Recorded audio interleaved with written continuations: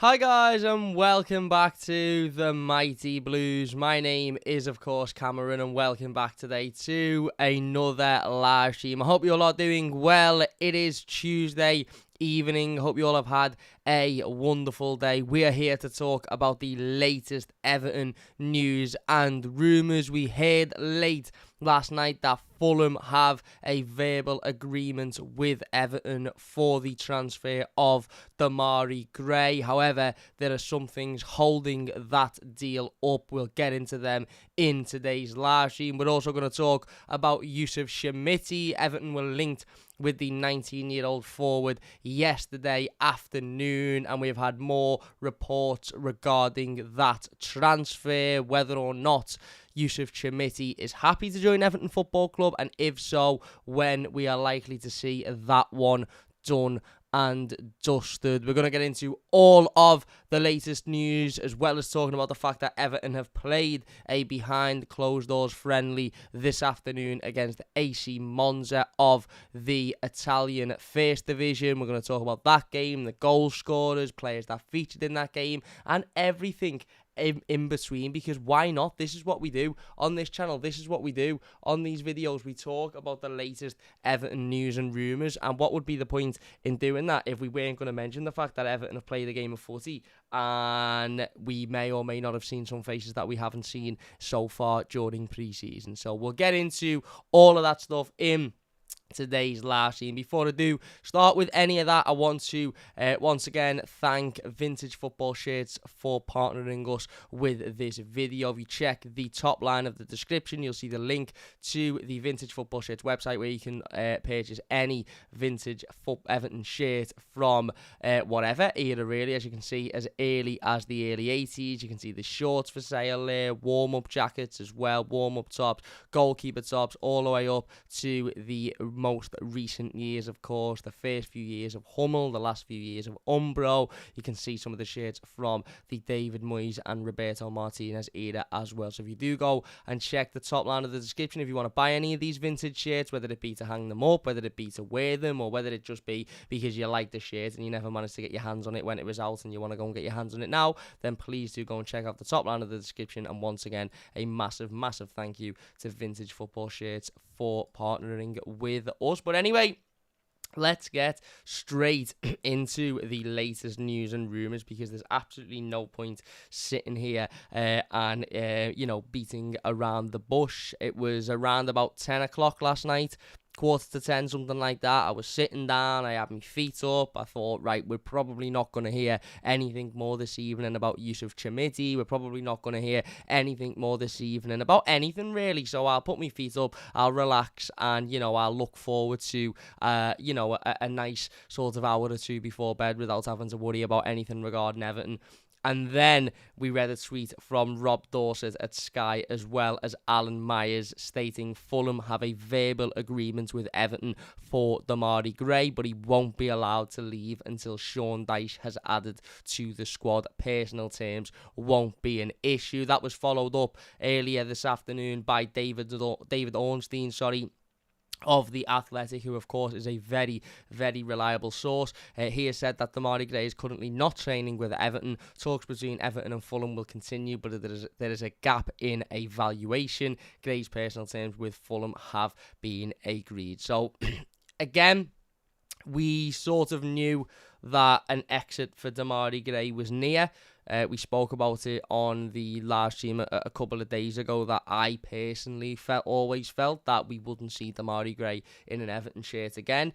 I just felt like he had made his own decision that he wanted to move on. I feel like the club had made a decision that they were willing to move him on, and it almost just seemed from the outside looking in that he wouldn't return to Everton Football Club, and a deal for him to move away would be something that we look to complete fairly quickly. Now, obviously, we read reports over him being, having incest from some clubs in Saudi Arabia, which was confirmed by Rob Dorset last night, as well as Crystal Palace. Besiktas also seemingly interested, but it seems like Fulham have a verbal agreement of some form in place with Everton for the transfer of the Jamaican winger. Now, the reason I say some form is because the original report from Rob Dorset at Sky states that Fulham have a verbal agreement in place with Everton, and the only thing stopping that going through is the fact that Sean Dyche wants to add to his squad before he lets Demarai Gray leave. But David Ornstein's report this morning suggested that there is a gap in valuation between the two clubs and the talks will continue. So that would suggest that there isn't a verbal agreement in place. Maybe there is a verbal agreement for him to move to Fulham if they meet Everton's valuation, or maybe there's some form of agreement in place that, from him personally to sign for Fulham. But it seems at the moment that there still is a stopping block in that deal, and that stopping block is clearly the money that Fulham are wanting to pay for Demarai Gray, and the money that Everton are expecting for Demarai Gray not quite being the same figure. Again, I have no massive issue with Demarai Gray leaving Everton Football Club. I think he's an incredibly inconsistent and incredibly frustrating footballer. We signed him for £1.5 million, and there was a reason as to why he was £1.5 million, and that is because he's always been inconsistent throughout his career. He's never really been able to settle anywhere. He's never really been able to, sort of dig his teeth into one football club and stay there for 5-6 years and have a real good run at it. And therefore, you might look at this and think, well, if Everton can get somewhere between 10 and 15 million pound for Demarai Gray, which I would assume would be the evaluation they were looking to pick up, maybe a little bit more, but I would assume it would be between 10 and 20 million pounds definitely. Then it isn't a bad bit of business. Signed him for 1.5 million quid. He's come in, he's done relatively well in terms of, he's been one of our top goal scorers in both of the seasons that he's been here, even though he hasn't particularly scored many goals, and that just tells you how bad Everton are at the moment in terms of going forward.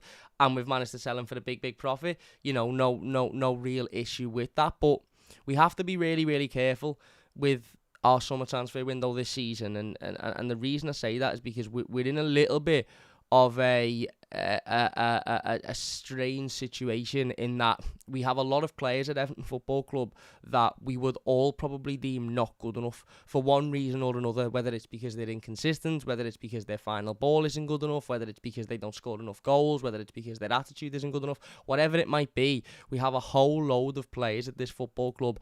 In fact, most of the squad probably fall into this category that in an ideal real world, if we were playing a FIFA career mode or a Football Manager career mode, we would sell if given the opportunity to sell. Michael Keane, Alex Iwobi, Demarai Gray, etc., etc., etc. The list goes on.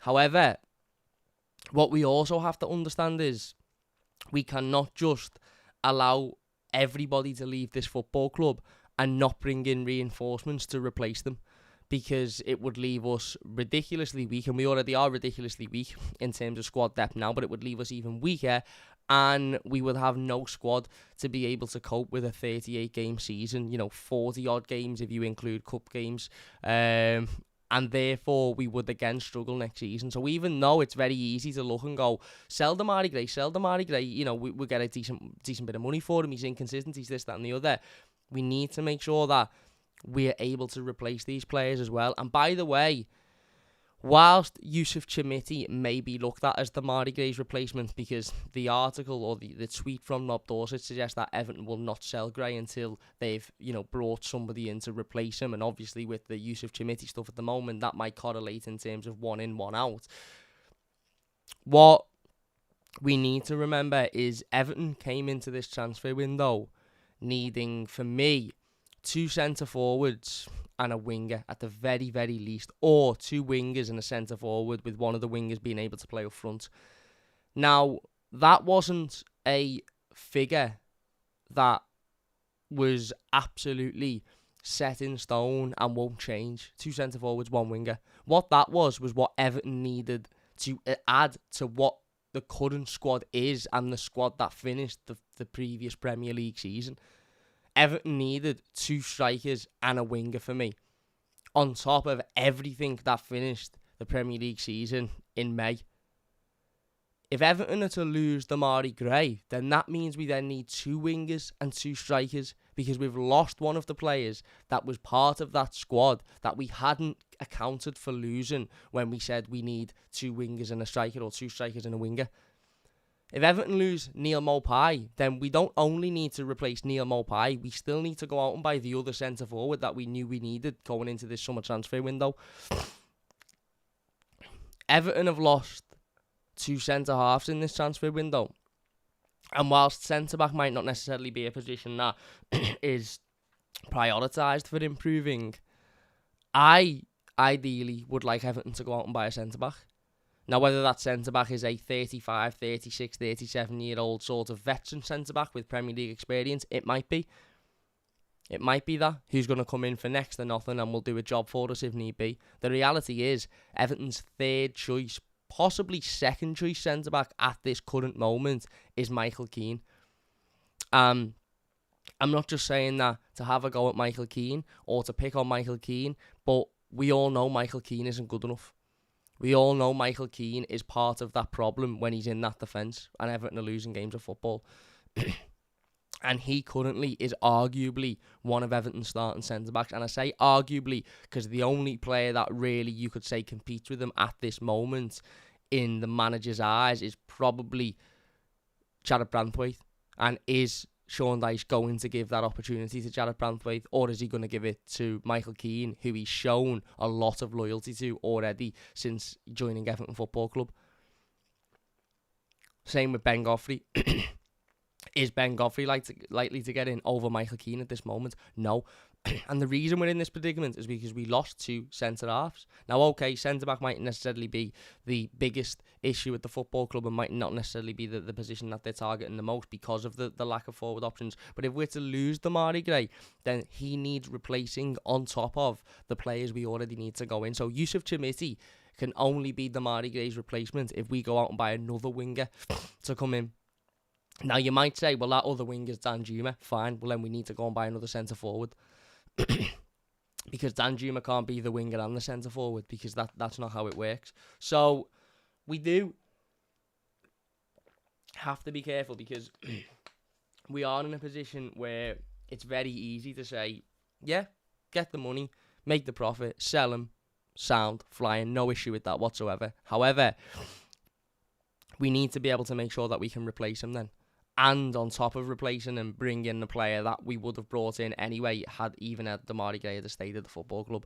What we also need to make sure, and I'm not, by the way, saying Everton should keep Demarai Gray, because if we get 15 million quid for him, I'd sell him.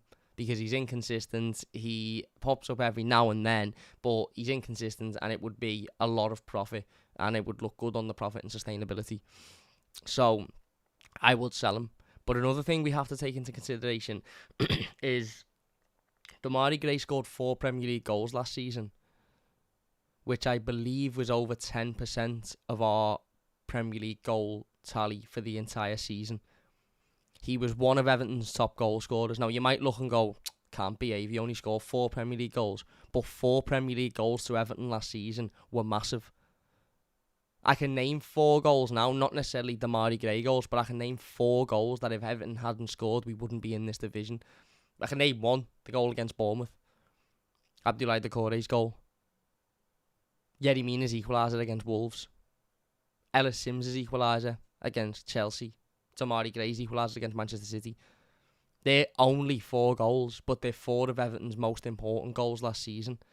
And whilst Demarai Gray may have only scored 4 goals, without them 4, Everton would have been relegated. Without the equaliser against City, without the equaliser against Forest, Everton would have been relegated. So, it can't just be looked at as, well, he only scored 4 goals. Yes, if Everton can go out and replace him with somebody that comes in and scores more than that, then that's absolutely job done, and there's not even an argument, and this conversation is void. But are Everton going to be able to do that? Is Yusuf Chermiti going to be able to come in next season and score 4 Premier League goals? He mightn't. He might do. He might come in, hit the ground running, and be absolutely unbelievable. Unbelievable. Will be against Leicester, another one, Jack the Lad says. But he mightn't. And if he doesn't, we can't blame him, because he's a 19-year-old kid who's only just finished his first season as a professional footballer in terms of, you know, a breakthrough season onto the scene. So we can't look at Yusuf Chermiti and go, well, we need you to at least score 5 Premier League goals this season because you're replacing the fella that did that last season. Or 4 Premier League goals, should I say, sorry. Because that is an unfair pressure, and you know, as I said in the video yesterday when we were talking about Yusuf Chermiti, we have to be patient with him. We simply have to be patient with him. Yusuf Chermiti might play 10 Premier League games next season, as in featured in 10 Premier League games. He mightn't score a goal, mightn't get an assist. But that doesn't mean we should sit there at the end of the season going, he's absolutely shite him, get rid of him, he's not good enough. It would have been his first season in the Premier League, young kid, new country, new league, new way of playing, new way of life. It's difficult. We've seen how difficult it was, you know, for various other players that have come over as youngsters and not being able to do it. Now, I'm not saying he won't be able to do it, but I'm saying the pressure shouldn't be on him and can't be on him to need to do that straight away. So if we're to sell Demarai Gray, the replacement can't be Yusuf Chermiti. If Yusuf Chermiti comes in and scores 10 Premier League goals next season or 5 Premier League goals on top of whoever Demarai Gray's replacement is, then that's great. Absolutely brilliant. But the replacement can't be a 19-year-old kid who is incredibly raw and is a player that Everton are bringing in for the future. We would need to go out and buy somebody that can come in for the now, and you know, nothing is ever a guarantee in football, of course, but somebody that you could sit there and say, well, okay, I can see him being able to do what Demarai Gray does, if not better. So, again, I like the fact that Everton are reluctant to allow Demarai Gray to leave until a replacement comes in. I just hope that Everton aren't going to sign Yusuf Chermiti on Sunday or Saturday or Friday and then sell Demarai Gray on Monday and then go, we're right, okay, we've replaced Demarai Gray, we're now with Yusuf Chermiti, because we haven't at all.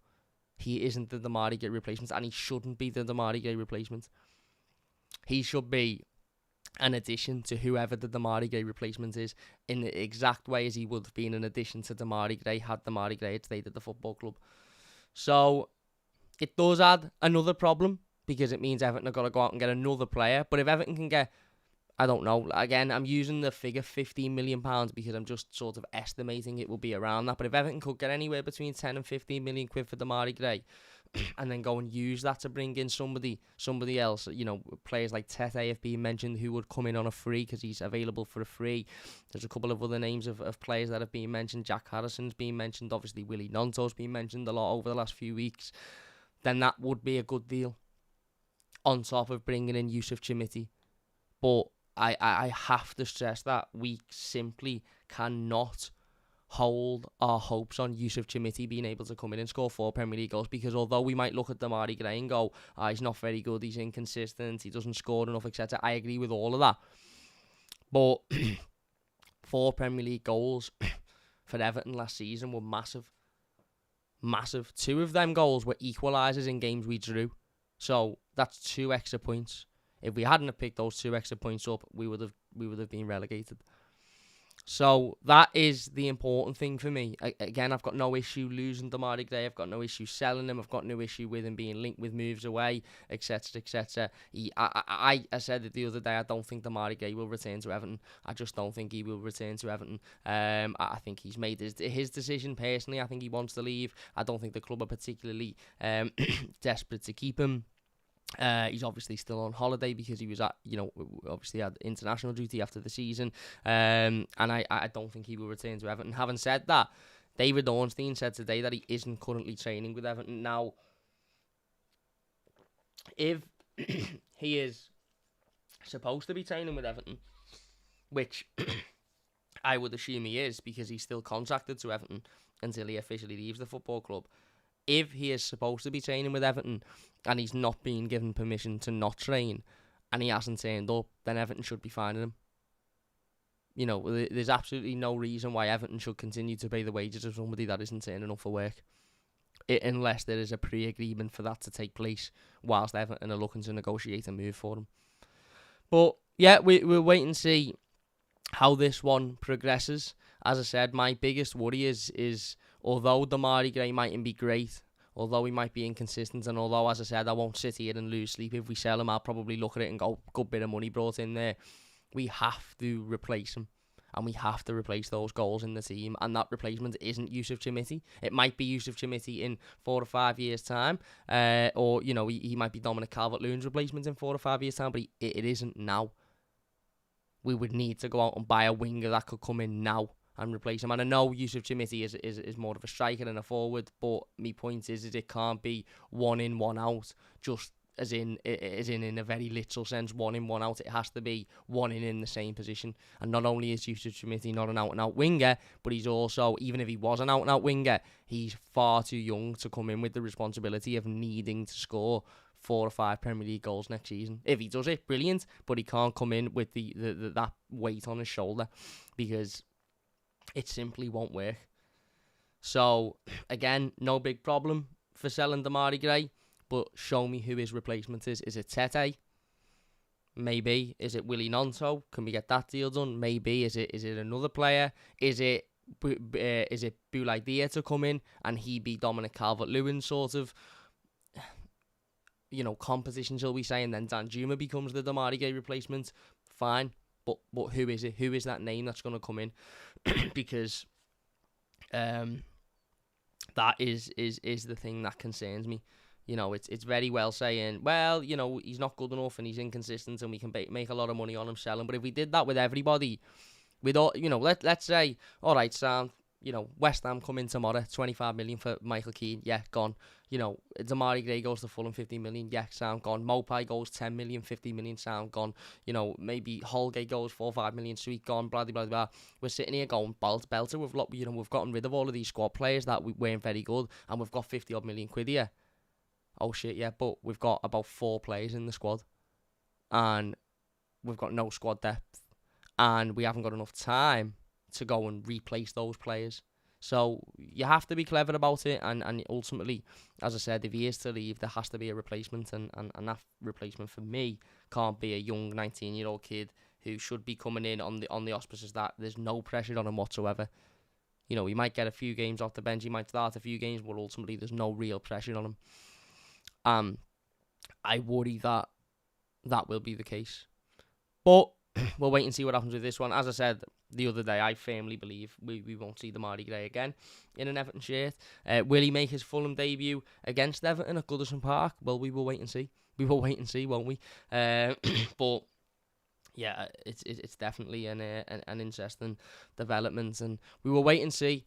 We'll wait and see. It will be interesting to see if Yusuf Chermiti's announced at some point this week whether or not Demarai Gray's deal is allowed to go ahead, or whether or not Everton say, well, hang on, no, because he wasn't your replacement, so we still are left with the problem of replacing you to Demarai Gray, rather than it being, well, he's coming now, so you can go. That will certainly be interesting to see.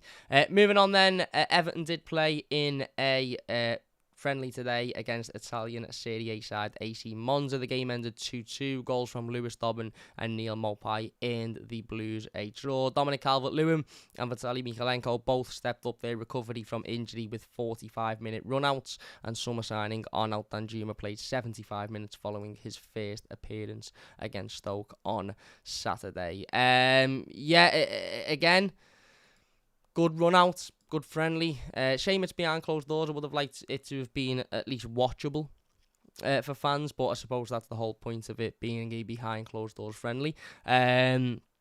Good to see Lewis Dobbin on the score sheet, of course, and obviously great to see Dominic Calvert-Lewin and Vitaly Mikalenko back in the team after, obviously the rehabilitation from their injuries. Billy has joined the members club. Thank you very much, Billy. Really, really do appreciate it. If you want to become a member, by the way, I never plugged this, but if you want to become a member, it's just the join button next to the subscribe button at the bottom. I think it's 99p for the month, and it basically just helps the channel out, and so I really, really do appreciate it. Nice one, Billy.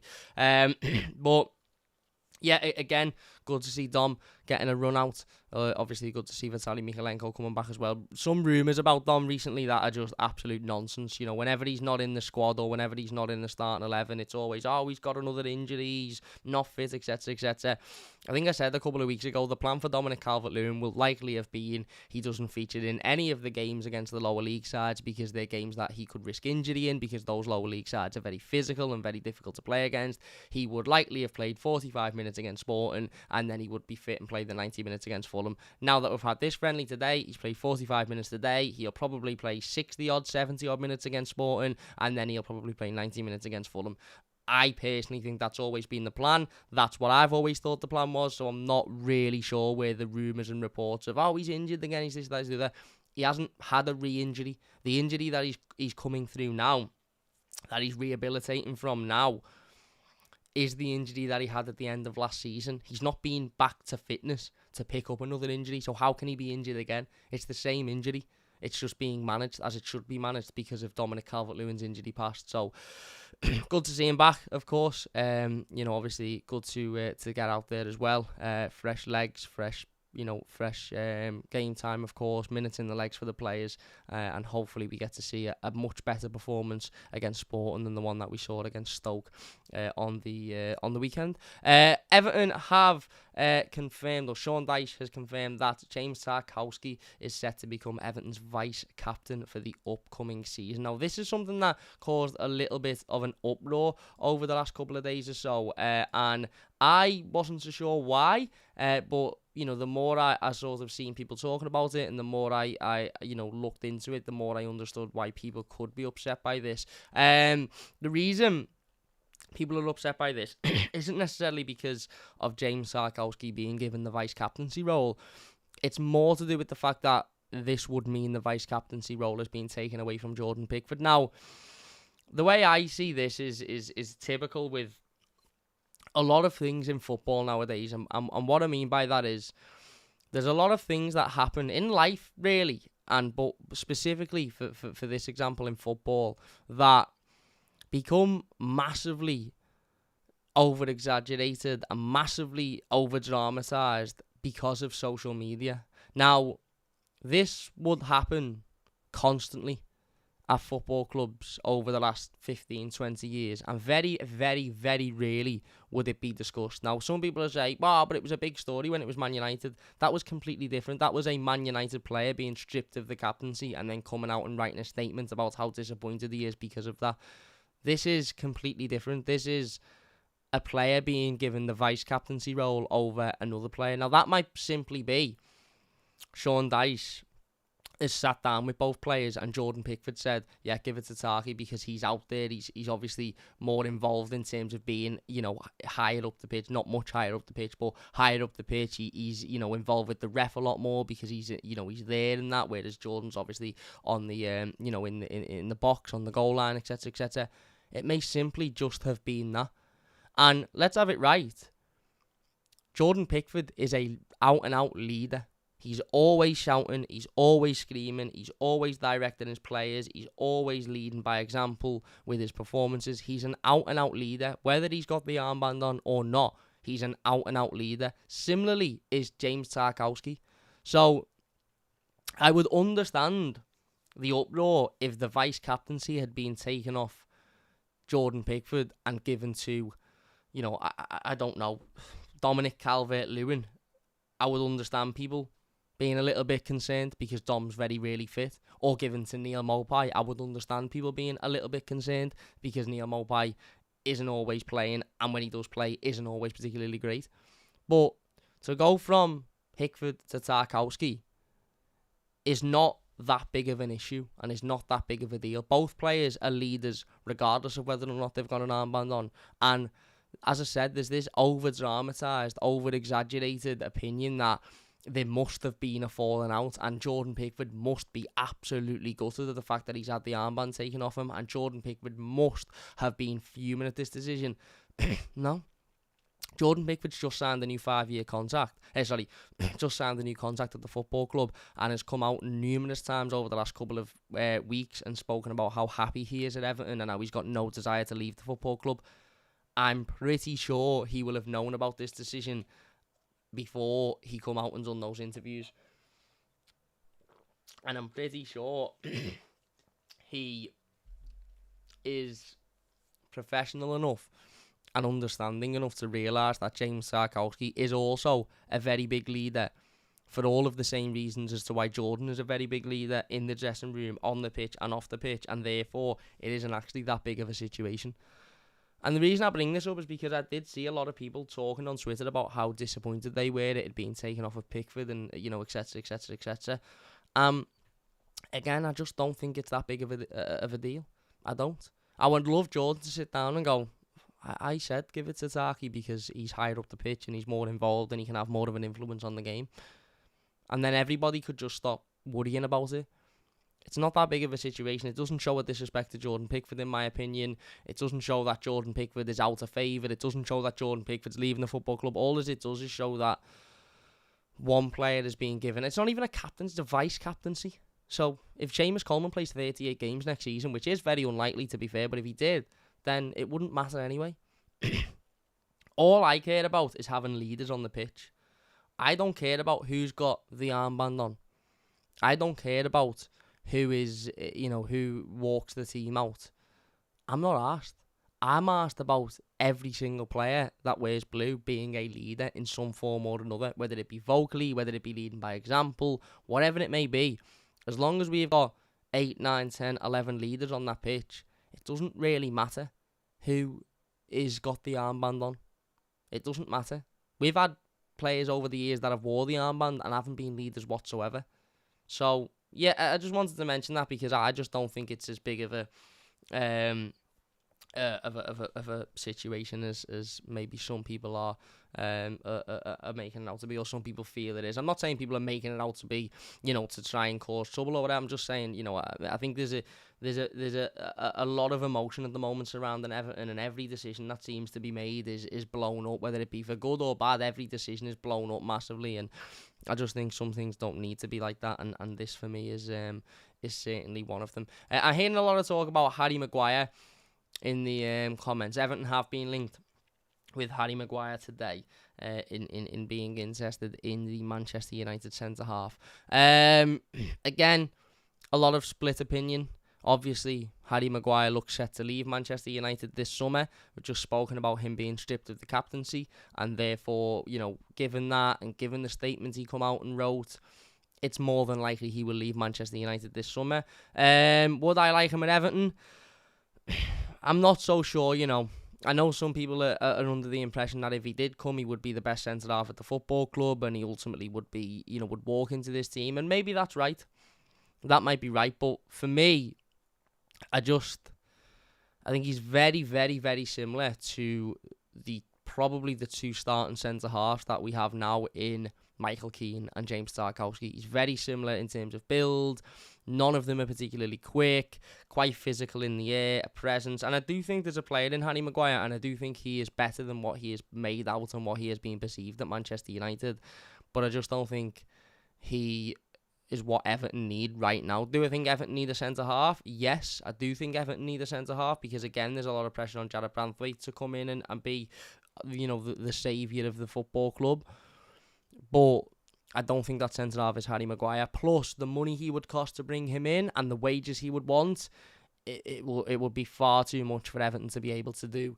For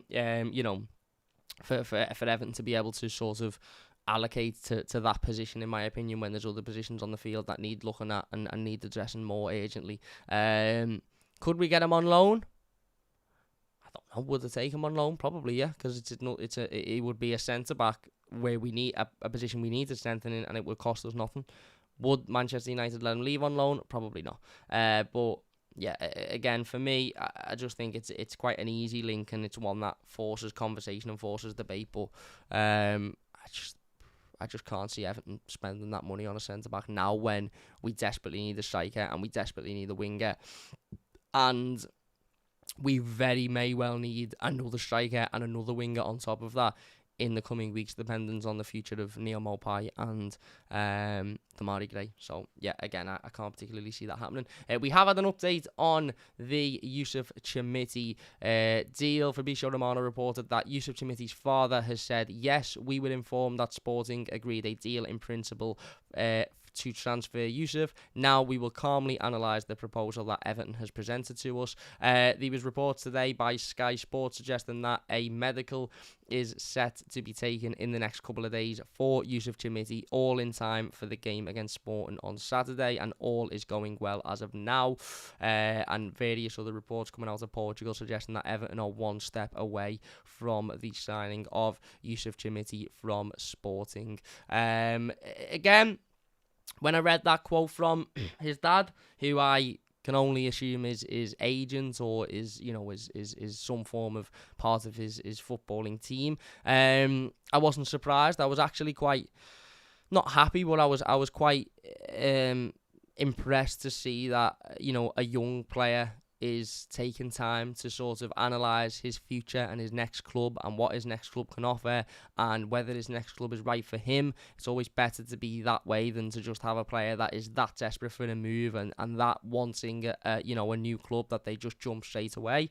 It's now ultimately down to Everton, down to Kevin Thirlwell, down to Sean Dyche, down to, you know, the people at the football club to present the player with as good of a proposal and as good of a project to convince him to want to sign for the football club. Now, that may have already been done upon suggestions that he is set to have a medical in the next couple of days. I highly doubt that he would be undertaking a medical if he hadn't decided he wanted to join. He would only undertake a medical if he wanted to join and if he would had agreed his terms. However, if it isn't done, that is the next step, and this is the step that you often hear in players, you know, first interviews when they sit down with the club and they say, "Oh yeah, I spoke to the manager and I was impressed and this, that, and the other, and I wanted to join and etc. etc." Those are the moments that take place now. Those are the moments that will be taking place currently. Will be the manager probably giving him a call and talking to him about the future and what he wants from him. Maybe Thelwell doing similar as well. The football club maybe showing him around and the facilities, etc. These are all the things that happen now in order to effectively convince the player to join the football club and convince the player to want to take that next step in his career. Now, as I said, that might have already been done upon suggesting that a medical is set to be completed, because, as I said, I don't think a medical would have been scheduled if that hadn't been done. But, his father yesterday suggested that they will analyse. Now, that analysation might have took 5 minutes. They might have gone, yep, this looks great. It might still be ongoing. Who knows? But I'm sure we will hear a lot more about the Yusuf Chermiti stuff over the next 24 hours or so. And when we do hear about it, we'll be going live talking about it, as always. So don't forget, if you are new, hit that subscribe button. I think we are 150 subscribers away from 8,000. So if you haven't already, please do subscribe, because I want to get to that 8,000 as soon as we possibly can. Hopefully for the beginning of the season. If not, probably not, because it's only a couple of weeks away. Definitely by Christmas time. So if you could hit that subscribe button, that would mean a massive amount to me. Hit the bell notification as well, because that will mean that you get notified every time we upload. Finally, Everton have signed a shirt sponsorship agreement with innovative community-driven online streaming platform Kick. Kick is, as I said, a platform where people can go on and stream anything from games, as in video games, to things like this. Very similar to YouTube and Twitch and the likes in that sort of sector of online social media, or online influencing, should we say. Again, you know, I say this every time Everton sign a partnership with these types of companies. Does it look great on the kit? I don't think it looks particularly bad. It's big.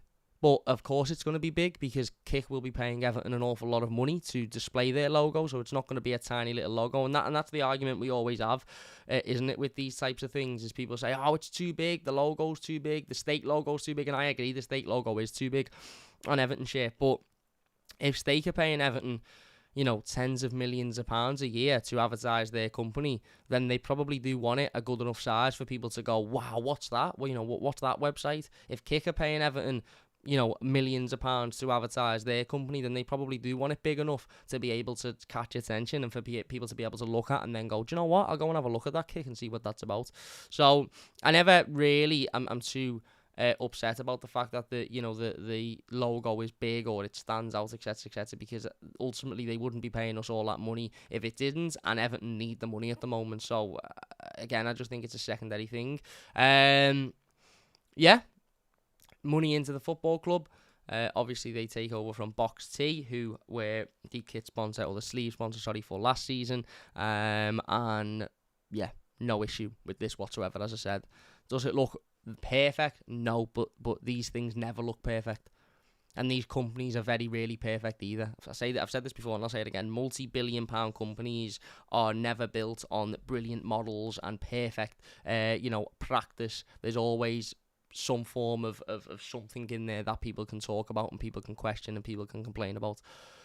Ultimately, Kick have come in, they'll be giving Everton millions of pounds, probably I don't know how many millions, but I would assume millions of pounds to sponsor the sleeve, and I'm happy with that. If that millions of pounds means Everton can go out and buy another player, then I have no issue with it whatsoever.